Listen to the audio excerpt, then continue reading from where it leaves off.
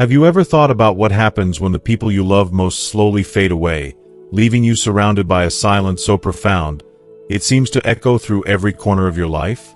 I never thought I'd reach this point so soon, but here I am.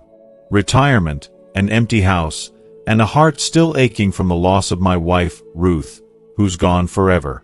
My kids, Matthew and Charlotte, have their own families now, their own lives pulling them further and further away from the home that was once full of life, laughter, and constant activity.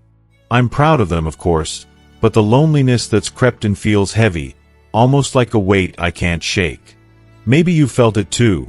The quiet, gnawing fear of being left behind as the world keeps on turning, and you're standing still, watching. Stick with me through this video, because it's not just my story. It's a reflection of anyone who's ever experienced the slow erosion of connection. You'll hear how I grappled with solitude after dedicating my life to my family, how I found light in the darkest corners, and how I learned to keep moving forward when life took away the people I relied on the most. By the end, you'll uncover practical steps to face your crossroads, insights to help you rediscover purpose when your daily routine starts feeling like a cage, and a candid look at what it means to age in a world that doesn't wait for anyone. If you've ever wondered what's next, or who'll be there when you need them, this is for you. Leave a comment with 3 if these reflections hit home for you, and let's take this journey together. If you're not already subscribed, I highly recommend subscribing and turning on the notification bell so you don't miss any videos. Your support means a great deal to me, and if you've enjoyed this video, please like and share it so that we can continue spreading these valuable lessons to others. If you like the topic of this video, please leave a comment with 1. If you didn't, feel free to comment 0, so I can make improvements and provide better content for you. Now, let's dive in. I found myself at this point sooner than I expected. Fortunately, I had always been careful with my finances, managing my money with discipline and foresight. In that sense, I didn't have any immediate worries. But there was something that no amount of savings or planning could have prepared me for, the crushing weight of silence that now filled my days. There was a time when my house was a place of life. My children, Ryan and Olivia, grew up surrounded by love and laughter. Today, they both have their own families, their dreams, and their responsibilities. I'm proud of them, of course, but I can't help but long for the days when the house was full of energy and movement. As time passed, the spaces grew emptier, visits became more infrequent, and conversations grew shorter. A few years ago, I lost my wife, Ruth, after a long illness. Her passing left a hole in my heart that no day has fully healed. As the months passed, my children became more absorbed in their own lives, their challenges, their milestones. Their visits became rarer, and I was left alone with the constant companion of loneliness, an unshakable silence that filled every corner of my world. One afternoon, sitting on the living room couch, I felt the emptiness of the house mirror the emptiness inside me. The silence was thick, almost tangible. I could barely hear anything except the steady rhythm of my own heart and the distant hum of a world that seemed to keep moving outside, while I sat still. The rooms that once echoed with laughter and conversation now felt like they were reflecting the solitude that had settled over me. In that moment, I realized that life had placed me at a crossroads. I could let the emptiness consume me, or I could find a way to fill it with purpose. As I sat there, trying to fight off the hollow feeling threatening to take root in my chest, the phone rang. It was Ryan. His voice was quick, and there was a sense of urgency in it. "Dad, are you staying home tonight? There's a work issue I can't put off. I won't be able to come," he said. His voice conveyed concern, but there was also distance in it. A slight pressure settled in my chest, and I tried to push it aside. I understood. Ryan had his own family, a job that required his attention, and responsibilities of his own. He was busy, and I didn't want to burden him with my loneliness. So I responded with forced calm, "It's okay, son. Don't worry about me." But when I hung up, the silence that followed felt heavier than before. I had worked tirelessly for decades, dedicating my time and energy to my family, always putting them first. But now, in my retirement, with Ruth gone and my children wrapped up in their own lives, the weight of loneliness was growing heavier with each passing day. The emptiness seemed to expand, like it was slowly swallowing me whole. The next morning, my neighbor, Steve, stopped by. We were the same age and used to enjoy long talks together. But this time, the air between us felt different, thicker, more charged. He sat down next to me, and after a few minutes of silence, he sighed deeply. "So, you're alone now, huh?" he said, his eyes wandering around the room, tracing the empty corners that seemed to echo my feelings. I didn't respond right away. The truth in his words felt like a weight on my chest. "It's the same for me," Steve continued. His voice carried a deep sadness that struck me hard. "Karen's always busy, and the kids have their own families now." I could feel the loneliness in his words. He didn't need to say more. It mirrored exactly what I was experiencing. "We have to think about this," he said after a pause. "What happens if one day we're completely alone?" His question hung in the air, sharp and unsettling. A chill ran through me. The thought of being in this house with no one to talk to, no one who cared about my existence, filled me with unease. His question replayed in my mind, over and over. What happens if I'm left alone? What will I do? I tried to push the thought away, but it stuck with me, stubborn and unyielding. Days later, Olivia visited with her son, Lucas, bringing some of the dishes I used to cook for her when she was a child, perhaps hoping it would warm up the visit. As soon as she stepped through the door, she started explaining, "Dad, I'm just dropping Lucas off with you for a while, but I have to run an errand and pick up Mark." Her tone was rushed, her eyes darting around, never settling on me. The look on Lucas' face hit me right in the heart. I tried to hide the lump in my throat, but it was impossible. "Go ahead, do what you need to," I said, forcing a smile. "I'm fine here." But as the words left my mouth, I knew they rang hollow. Olivia barely sat down before she was up again, heading for the door. As Lucas trailed behind her, I stood in the doorway, watching them fade into the distance, the sound of their footsteps slowly vanishing. The house felt even emptier, the silence more suffocating. I couldn't stop the tears from welling up in my eyes, nor the crushing sense of abandonment that weighed on my chest. That night, as I tried to sleep, Steve's question returned with painful clarity. What would I do if I were truly alone? I couldn't continue like this. I knew I had to make a change. "You were right about everything," I murmured to myself. "At our age, if we end up alone, how do we face it?" Steve nodded with understanding, his eyes reflecting the same unease. "I've thought about it too," he replied. "There are things we need to plan for. We can't wait until the last minute to worry. Financial stability is the most important thing," he added firmly. "We need to make sure we have enough to live on, without depending on anyone, without facing hardship." I nodded. It was a truth I couldn't ignore. If you are still watching this video and find these lessons useful, please comment 1 below to let me know that you are still here with me. I'd always been cautious with my finances, always making sure I had what I needed to live comfortably. But I realized that just saving wasn't enough. I had to prepare for the unexpected, medical expenses, emergencies that crop up at the worst possible time. Steve went on, "Without a partner or kids nearby, it's our responsibility to take care of ourselves." His words hit hard, a truth I'd been avoiding. It was uncomfortable, but it was undeniable. In that moment, I felt a spark ignite within me. Maybe the future wasn't entirely set. Maybe there was still time to act, to take control, and to design a plan that would allow me to face the rest of my years with dignity and purpose. But I also realized I couldn't keep putting it off. If I didn't take action soon, loneliness would swallow me whole. It was a hard reality to accept, like a gust of cold wind on an otherwise sunny day. "We have to be more self-sufficient," Steve said, his words striking deep within me. "We can't rely on anyone else to look after us.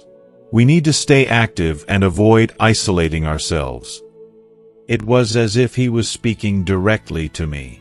For years, my life had revolved around my children. I protected them, put their needs above my own. But in the process, I had neglected my well-being. I'd let the days slip by without purpose, allowing my home to become a cage. I was alive, yes, but I wasn't truly living. And little by little, loneliness began to take its toll. The truth hit me hard. I couldn't go on like this. My health, my happiness, everything depended on the change I needed to make, and I had to make it now. It's so easy to get caught up in the comfort of routine, to let the days fade by without noticing. But I knew that path would only lead to inevitable physical and emotional decline. I couldn't allow that. I decided to change my habits, even if it felt uncomfortable at first. I began with small steps. Each morning, I'd walk in the park, first for a few minutes, then for a bit longer. At night, I'd go to the community center, where I learned to enjoy a game of chess and have a good conversation. At first, it felt strange, and loneliness tried to pull me back into isolation. But little by little, I made new friends and started to feel my life filling up again. Still, a persistent thought wouldn't leave me. Every night, as I lay in bed and stared at the ceiling, the same question haunted me. Who will be there when I get sick? Who will listen when I need to talk? The silence in the room amplified those worries, and the more I thought about it, the more restless I became. I'd always told myself I was fine on my own, but the idea that maybe I needed someone by my side started to take shape, not out of dependency, but from a simple desire to share life, to not walk through these years in complete isolation. But every time I considered it, guilt washed over me. Ruth had passed away not long ago, and the thought of opening myself up to the idea of sharing my life with someone else felt like a betrayal to her memory. How could I move forward without feeling like I was leaving her behind? But no matter how much I tried to ignore it, the truth remained. The loneliness was getting heavier with every passing day. After much reflection, I finally gathered the courage to talk to Steve. He listened with the calm understanding he always showed, staying quiet for a moment before speaking. "I get it," he said. His voice was steady, filled with compassion. After Karen passed, I felt the same way. We're not looking for someone to replace them, but someone to share the weight of life with, someone to talk to, laugh with, lean on when we need it. His words made me feel understood. I wasn't trying to forget Ruth, or fill the space she left behind with just anyone. What I really needed was to open myself to the possibility of sharing this part of my life with someone, of building new connections that could bring meaning to this stage of my life. Slowly, I began to accept that it wasn't about replacing the past, but about allowing myself to fully live in the present.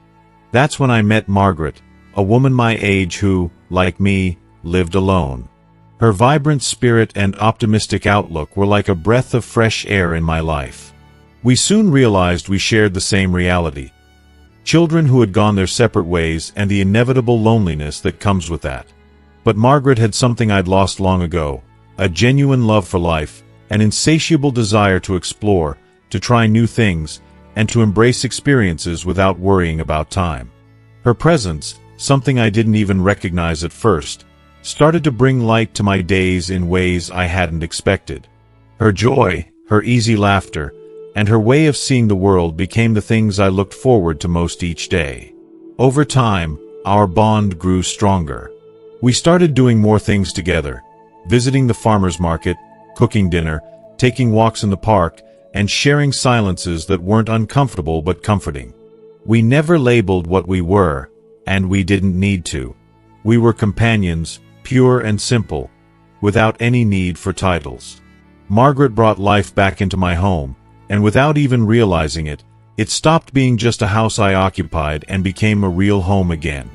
One night, when I came down with a fever, I truly understood the meaning of having someone by my side. Margaret was there for me from the very first moment, without hesitation. She brought me medicine, covered me with a warm blanket, and with her steady, gentle hands, cared for me as if it were the most natural thing in the world. She called Ryan to let him know, and when he arrived and saw how Margaret was handling everything, his expression shifted. I could see surprise on his face, but also relief. "Dad, I didn't know Margaret was here with you," he said, looking at me with a mixture of astonishment and gratitude. I smiled weakly, trying to hide the lump in my throat. "I didn't want to worry you. You've got your own life, and Margaret is taking good care of me." Ryan seemed at a loss for words, but his expression said it all. He insisted on taking me to the doctor, and although it was just a minor fever, knowing that someone cared made all the difference. That night, as I watched Margaret move around the house, I felt something shift inside me. This place, once so empty, was now full of warmth, life, and meaning. It wasn't just a space of walls and furniture anymore. It was a home, filled with companionship, understanding, and the kind of quiet comfort I hadn't known in years. I realized then that what Margaret and I had wasn't about filling a void or replacing what I had lost. It was something new, not the intense love of youth, but a calmer, deeper love that brought peace, security, and tranquility to this stage of life. Margaret wasn't just a companion. She had become the light that chased away the shadow of my loneliness. Proof that even as we grow older, we are not doomed to be alone. But life moves forward, and time, with its constant flow of changes, waits for no one. One day, as I went about my usual routine, Margaret received a call that would change everything. Her son, the one she rarely saw, called to tell her he was about to get married and wanted her to move in with him and his new family. When Margaret told me, I felt an immediate emptiness in my chest, but I knew I had to keep my emotions in check. This wasn't the time to focus on myself. "Your son's getting married? That's wonderful news," I said, trying to smile through the sadness that was already creeping in. "It's the perfect time for you to be with your family." Margaret looked at me, her eyes full of uncertainty. For the first time, I saw her usual enthusiasm fade, and in her barely audible voice, I caught a hint of vulnerability. "I've gotten used to being here with you," she murmured, leaving an unbearable weight hanging in the air. In that moment, I knew her heart was torn, between her duty to her son and the love and peace of the life we had built together. The shared routine, the quiet companionship that had given us both a sense of belonging. "You belong there," I said, my voice as steady as I could manage, though it cracked at the end. "Don't worry about me. I'll be fine."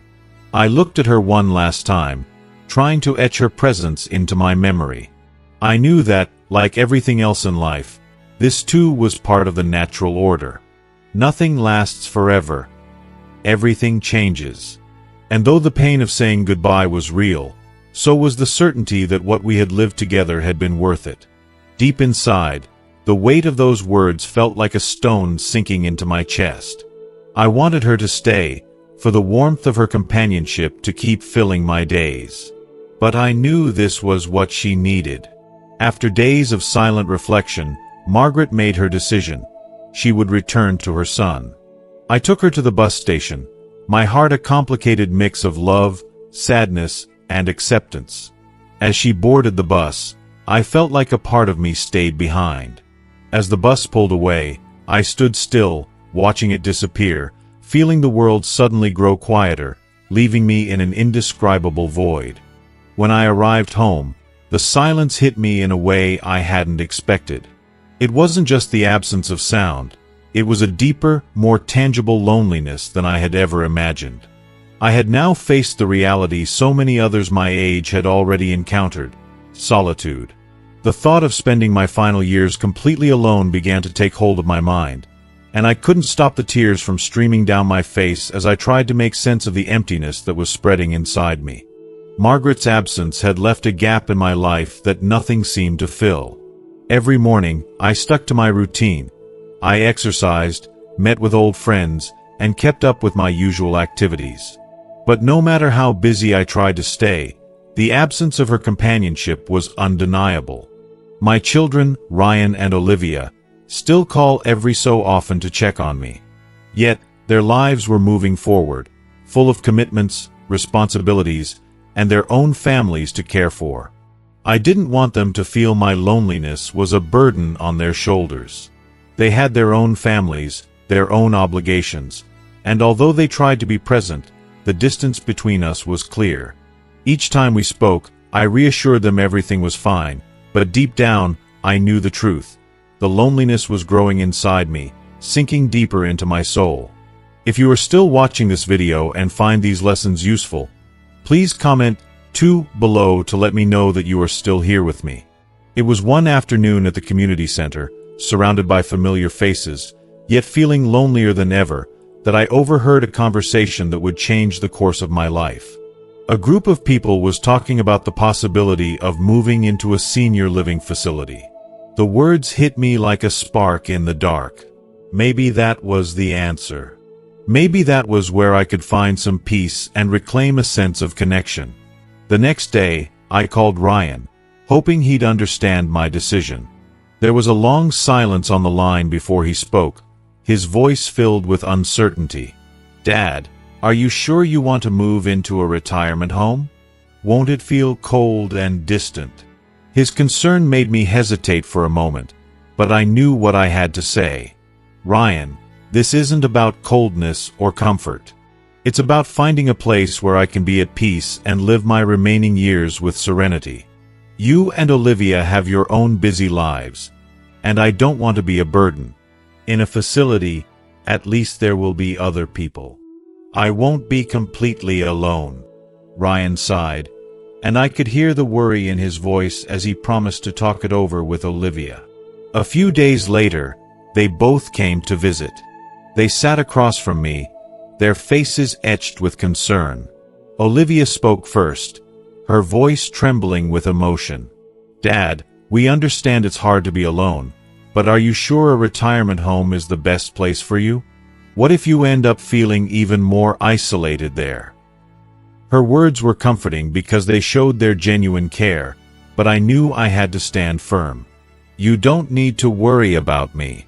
I've thought this through carefully. I need a place where I can enjoy my final years in peace. I know a facility isn't perfect, but it's better than staying here all by myself. You both have your own lives to live, and I don't want to interfere." Their faces reflected a mix of acceptance and sadness. After a long pause, they finally nodded. "Dad, if this is what you want, we'll respect your decision. But we promise to visit often," Ryan said. Hearing that, I felt a wave of relief. I wasn't entirely alone in this choice. A few months later, I moved into a retirement home on the outskirts of the city. It was a quiet place with flower-filled gardens, cozy rooms, and plenty of people my age. On my first day, as I strolled through the garden, I met Mr. Davis, a long-time resident. He greeted me with a warm smile and offered his company. In that moment, I realized that life wasn't over, that there was still room for connection, conversation, and companionship. He introduced me to a few new people, which made the transition a little easier. That night, sitting in my new room and gazing at the dark sky through the window, I felt an odd sense of calm. It wasn't my home, not the life I had imagined, but it was a fresh start. I had met some people to share moments with, and though companionship was scarce, it eased the weight of my loneliness. Months passed, and I found a steady rhythm. I ate on schedule, kept my body moving, and made sure to surround myself with people I could talk to. The loneliness I'd feared so much was no longer a constant enemy. I discovered a new balance, a renewed sense of purpose. It wasn't the life I had once imagined for myself, but it was one I could live with, serenity, connection, and for the first time in a long while, hope. Routine became my refuge, my comfort. The small things that once seemed insignificant now took on new meaning. Playing chess, enjoying silence without it feeling like punishment, sharing light chats with others. Those daily habits became my strength. After years of uncertainty, I found a sense of security and peace that had been absent for too long. Ryan and Olivia continued to call regularly, their voices full of concern about how I was adjusting to life on my own. They tried to ensure I was okay, though I repeated the same thing each time, "Don't worry about me. I'm fine." I tried to reassure them, though deep down, I knew they couldn't fully understand the peace I had found in this new independence. I had learned to embrace solitude, to appreciate it, to feel at peace with it. But then, one afternoon, everything changed. After a quiet breakfast, I went out to the garden, letting the sun warm my face. I savored the simplicity of the moment. No rush, no expectations. Then the phone rang. When I picked it up, Ryan's voice broke through with urgency. There was a tremor in his tone, a weight that made me grip the receiver tighter. "Dad, I have bad news," he said. His voice was restrained, but I could feel the tension, the fear in his words. My stomach tightened. "What's wrong? What happened?" I asked, unease creeping into my chest. "Mrs. Davis was in a car accident. She's in the hospital." The words hit me like a punch to the gut. My heart stopped for a moment, and it felt like the air had been sucked from my lungs. I almost dropped the phone, my hands shaking in disbelief. A whirlwind of thoughts flooded my mind. I forced myself to breathe, gripping the arm of my chair, trying to grasp the magnitude of what I was hearing. "How is she? What exactly happened?" My voice came out strained, almost a shout. Ryan's response quivered. "They just told me. Do you want to come to the hospital?" The ground beneath me felt like it had vanished. Mrs. Davis had been a constant in my life, someone I deeply respected, a warm, kind presence that I had grown so used to. The thought of her in danger was almost impossible to process. My mind was a blur of unanswered questions. I got up immediately, called the facility's administration to arrange transportation, and tried to steady myself, though the storm inside me was threatening to overwhelm every thought. How could this happen to her? The last time I saw her, she had been her usual cheerful self, smiling and telling me she'd take care of herself. And now this. Her bright face, always full of life, haunted me. It reminded me of just how fragile life is. When I arrived at the hospital, I found Ryan and Olivia waiting outside the emergency room. Their faces were marked by worry, fear, and a palpable anxiety that made everything feel even more real. Ryan took my arm and helped me sit.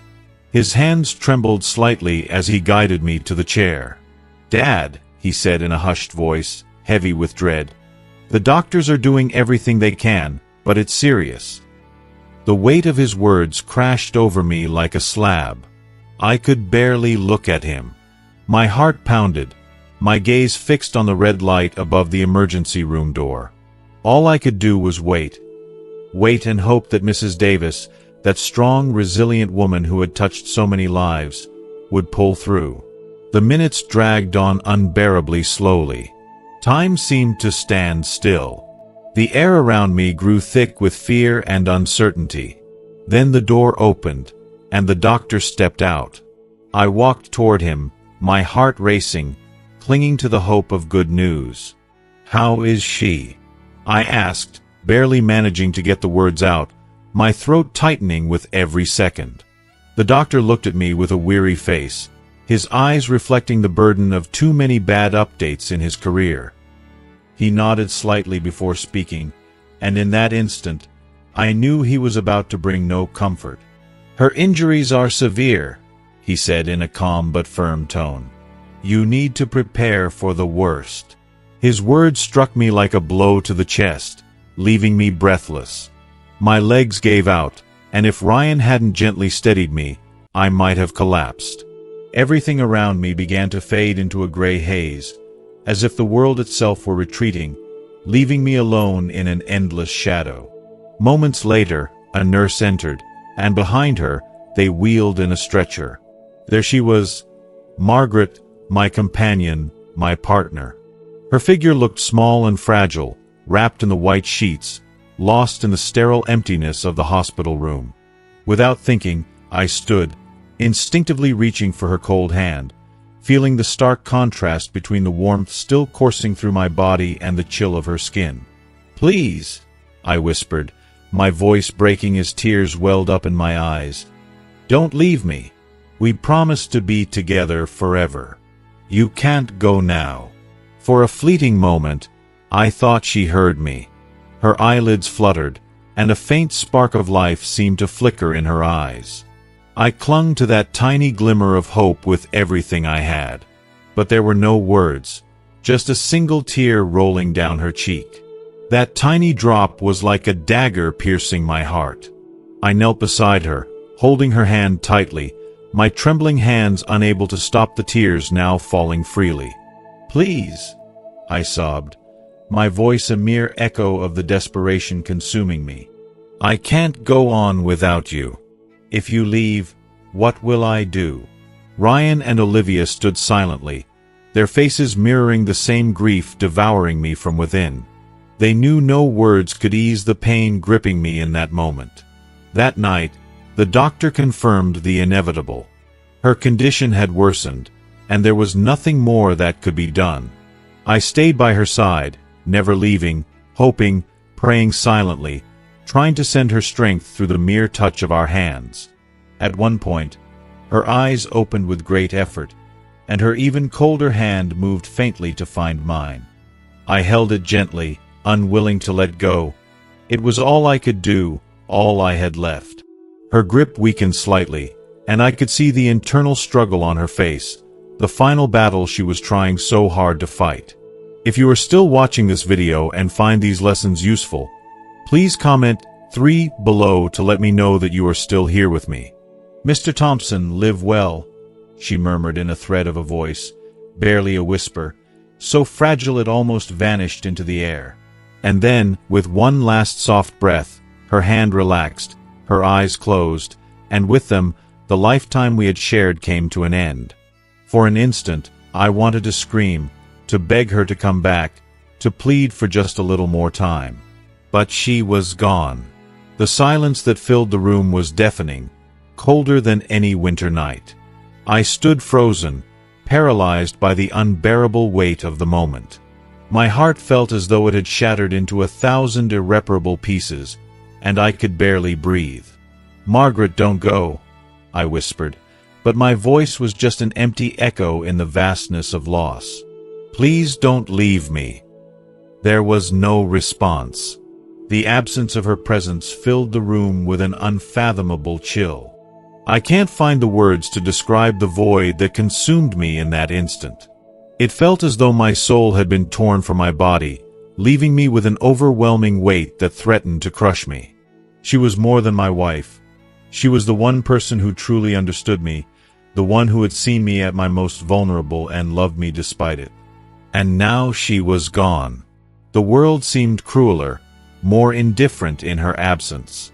I let myself drift through the following days in a dark spiral, a thick fog that swallowed any trace of joy or peace. Tears fell endlessly, and though many tried to console me, their company only made her absence feel more profound.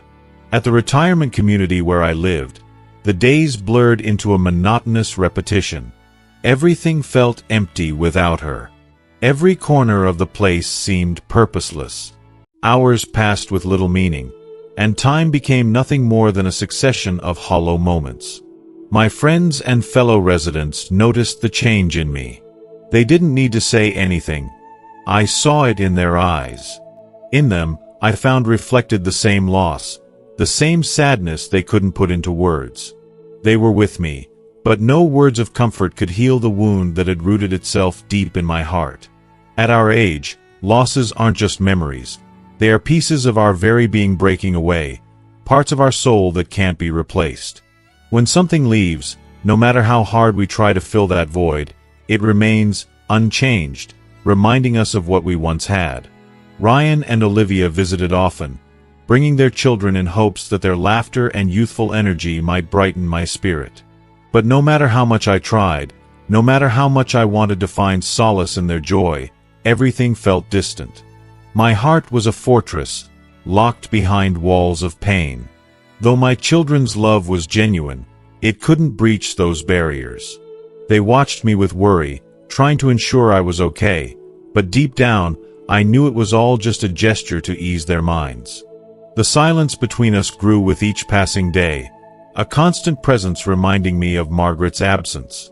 One afternoon, Ryan sat beside me, his face reflecting the concern he carried. He couldn't understand why the pain lingered so intensely, why I hadn't moved forward. In his gentle way, he tried to offer comfort. "Dad, please don't be sad. Margaret wouldn't have wanted to see you like this." His words, though full of love, felt empty to me. How could he understand? He hadn't yet experienced a loss of that magnitude. "Ryan, there are pains that can't be explained with words," I said, my voice cracking. "Moving forward isn't something you can force. You and Olivia are still young. You still have a path ahead. But when someone you love with all your being is suddenly gone, it feels like the world collapses. Everything you knew slips through your fingers, and there's nothing you can do to stop it." Ryan fell silent, feeling the weight of my words. Then, cautiously, he placed his hand over mine and squeezed gently. "Dad, you still have us, your children, your grandchildren. We'll always be here for you." His voice was warm, sincere, but it couldn't fill the void within me or dispel the loneliness that had settled deep inside. "I know, Ryan," I replied quietly. "But there are holes in the heart that only those who felt them can understand." Days later, as I walked through the garden trying to lose myself in the serene beauty of nature, I saw a new resident, an older man, his face weathered by time, his sunken eyes carrying the same loneliness that had once tormented me when I arrived. I felt a pang of recognition, a connection to his pain. Without overthinking it, I approached him slowly and placed a hand on his shoulder, offering the comfort I had so often wished for myself. "Just arrived," I asked calmly. "Would you like to take a walk with me?" He looked at me, and though his lips didn't speak, I saw gratitude in his eyes. We walked together, side by side, in the garden's silence. No words were needed. Our mutual understanding held more meaning than any sentence. We were just two souls navigating the final chapters of our lives, seeking respite from loneliness in each other's company. That night, as I tried to sleep, I thought of Margaret again. Her sweet, kind voice echoed in my memory. Her smile, her touch, all those moments that had become the most precious treasures of my life. They were all I had left of her. It was hard to imagine a world without her presence, but as I closed my eyes, I realized something. Though she was physically gone, her love, her tenderness, her goodness remained with me. She had left an indelible mark on my soul, one that could never fade. And for the first time in a long while, as I lay in the stillness of the night, the burden of my loneliness felt a little lighter. It was still there, but it didn't weigh as much. Maybe, just maybe, was enough for now. Though her absence plunged me into sadness, the lessons she left behind would stay with me until the end. She taught me something above all else: the need to cherish every relationship we encounter on our path, whether with family, friends, or even those fleeting connections that arise unexpectedly. These bonds, deep or temporary, fill the voids in our souls, give us meaning, and remind us we're not alone in a world that sometimes feels too vast, too indifferent. Each relationship is a thread in the fabric of our lives, woven with shared moments, laughter, challenges overcome, and unconditional love. To think of an existence without these connections is to imagine an emotional desert, a void no material achievement could ever fill. These ties are what hold us up, the anchors that steady us in a world where everything shifts without warning. Time moves on, life follows its course, and the only certainty is that nothing and no one lasts forever. Yet the love we share, The authentic moments we create with others transcend the fleeting nature of time. They live on in our memories, deep in the corners of our hearts, and when adversity strikes, they become our refuge. These connections remind us that we've lived fully, loved without restraint, and found peace in our giving. That love, despite the erosion of time, shines as a beacon in the darkness, guiding us when loneliness threatens to consume us, when uncertainty clouds our path. True strength doesn't stem from stubborn resistance, but from the ability to find meaning in each experience, to create something meaningful even amid adversity. The inner strength born from the love we give and the bonds we nurture is what sustains us in the toughest of moments. Even when life grows heavy and the weight of years feels more than ever, it's that energy, fed by our deepest connections, that keeps us going. The great American writer, Maya Angelou, once said, "We may encounter many defeats, but we must not be defeated." And it's true, we convince ourselves that we're still young, that we still have time. But then, one day, without warning, we realize youth has slipped away. The first gray hairs appear, the lines on our face deepen, and though we try to ignore it, time marches on without asking for permission. It's not something that happens all at once. It's a slow, almost imperceptible process, until one day we find ourselves in a stage of life we never thought we'd reach so soon. At some point, we stop talking about our age with pride and start avoiding the conversation. Not because we fear aging itself, but because we realize we've crossed an invisible threshold, a boundary separating who we were from who we are now. Time becomes all the more real when our parents begin to need our care. One day, you realize you're no longer the child seeking protection, but the one others rely on. And in that moment of clarity, you understand. Youth has already slipped away. Society reminds you of it, too. People begin to call you sir or ma'am, and though it may seem like a small detail, you can't help but feel a sense of unease. In those moments, the truth hits hard. We are no longer young. Some try to downplay it, saying age is just a number, but those words weigh on the soul. It's a comforting lie, a way to mask reality. Yet deep down, we feel that twinge of nostalgia, that silent acknowledgement that time spares no one. Sometimes the world seems to pause, not because words run out, but because we all know there are truths that no speech can soften. The realization crashes over us like an unstoppable wave.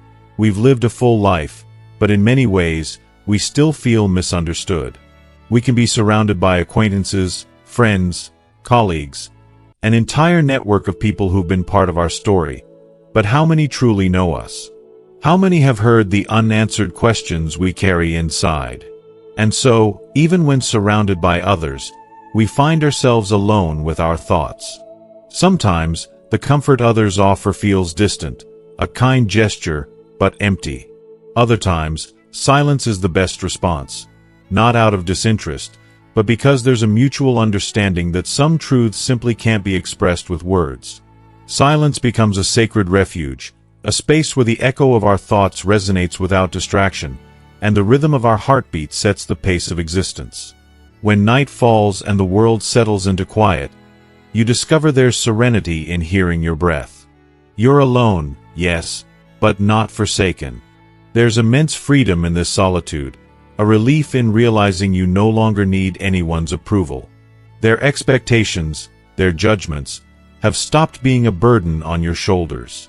Now, you trust your judgment, your character, without relying on the validation of others. Time passes without asking permission, and with the years, you realize the noise of the world fades, not because there's nothing to say, but because there's less and less worth saying.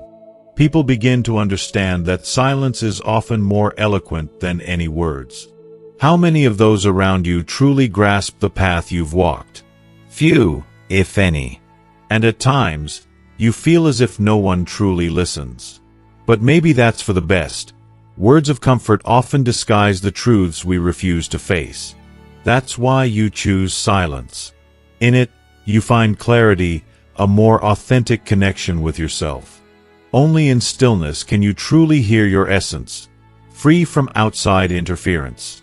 Life's difficulties often feel more numerous than the moments of calm. Life is a series of trials, and sometimes defeat feels like the only outcome. But even in that chaos, there's a lesson. If you are still watching this video and find these lessons useful, please comment below to let me know that you are still here with me. Accepting that some forces are beyond our control sets us free, and in that acceptance, we find peace. You learn that if you've given your best, you can walk with your head held high, free of regret or guilt. Self-respect doesn't come from pride, but from humility. You recognize your worth, but instead of letting it feed your ego, you carry it with dignity. Humility becomes part of your being, and in that attitude, true strength emerges. With the years, changes in yourself are inevitable. Subtle at first, but increasingly evident.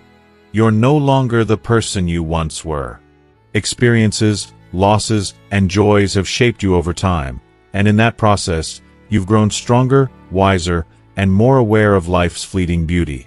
Aging has been a relentless teacher, shaping my spirit, deepening my understanding of existence, and, above all, transforming my concept of love. I used to believe love was something pure and simple, an image of two people holding hands, moving forward together, unwavering, growing in harmony, staying united forever.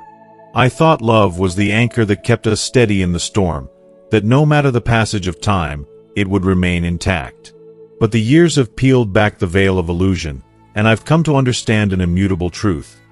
Many relationships that once seemed unbreakable were, in reality, like leaves drifting in the wind, constantly changing and shifting with the seasons. People who were once the center of our lives have changed or faded into the distance. Even the most precious memories, those once vibrant and full of color, end up blurring with time. The laughter, the inside jokes, the dreams once shared, they all begin to fade into a soft haze. The longer you live, the more you realize life is a paradox of joy and suffering. Accepting this reality isn't always easy. There are moments when the mind resists letting go, when the soul struggles to find peace amid change. The pain of losing people, dreams, or even the person you used to be can feel unbearable. And yet, there's an unexpected calm in the certainty that nothing is meant to stay the same. Some things that once seemed eternal simply lose their shine, and the only choice left is to let them go.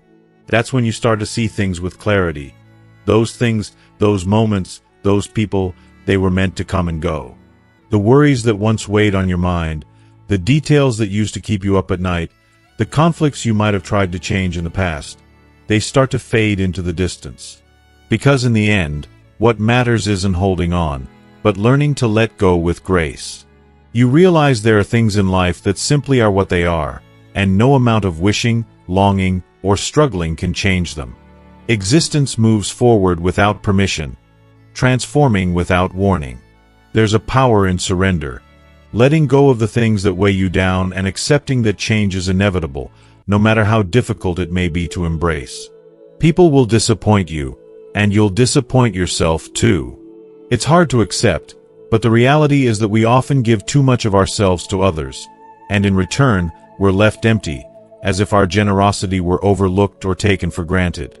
It's a bitter pill to swallow, but one that, with time, teaches us the value of self-respect. People who once saw you as a pillar of support now act as though your love and dedication are inexhaustible, as if they can always count on you without ever having to give anything back. I've learned, sometimes through pain, that I need to treat myself with more compassion. I must guard my heart with firmness, and when necessary, step back, even harden a little, to preserve my inner peace. The people who love you will understand when you need to take a step back to protect your well-being. As the years pass, you discover that despair isn't just a fleeting feeling, but a constant presence in life's journey. The more you give yourself to something, be it love, work, or dreams, the more vulnerable you become to abandonment and loss. It's part of the cycle of life, the push and pull of giving and taking, the sweet and bitter dance of connection. Yet there's a strange beauty in that vulnerability. It reminds you that you're still here, that you still hope, that you're still searching for something beyond the present. With time, I've realized that placing all your hopes in one place, one person, or one dream is a mistake. You have to remain flexible, able to bend without breaking. Hope is powerful, but it can also be a source of great suffering. Only when you accept this do you begin to master the subtle art of balancing hope and resignation. There are times when you must give everything. Pour your heart into something, someone, a cause. But there are also moments when the wisest thing to do is step back, take a deep breath, and let things run their course. You don't always have to push. Sometimes, simply being present is enough. The real secret is finding the balance between the two. When you manage that, you stop worrying so much about outcomes. You stop stressing over things you can't control. What truly matters isn't what you gain or lose, but how you face each challenge. How you keep moving forward with dignity, no matter what life throws your way. You learn to navigate life's storms with a calm heart, knowing that you've given your best, that you've loved deeply, and that you've lived authentically. As we come to the end of this journey together, I want you to take a moment and reflect on what you've learned so far. Life has its ups and downs, its moments of joy and hardship. But the key takeaway is this. The true strength lies in how we navigate those challenges, how we learn to let go, and how we continue to live with purpose and peace. What has stood out to you in this video? Is there one thing you've learned that you'll carry forward into your life? One lesson that resonates with you that you can start applying right away? I'd love to hear from you. Please share in the comments below. What's the one lesson you'll take from this video and put into practice in your own life? Let's keep the conversation going and support each other through this journey. If you like this video, please leave your comment below, and don't forget to like, share, and subscribe to our YouTube channel. Your support means the world to me, and it helps us continue bringing you more valuable content to help you live a fulfilled life. Thank you for being here, and remember, every day is another opportunity to embrace life with open arms.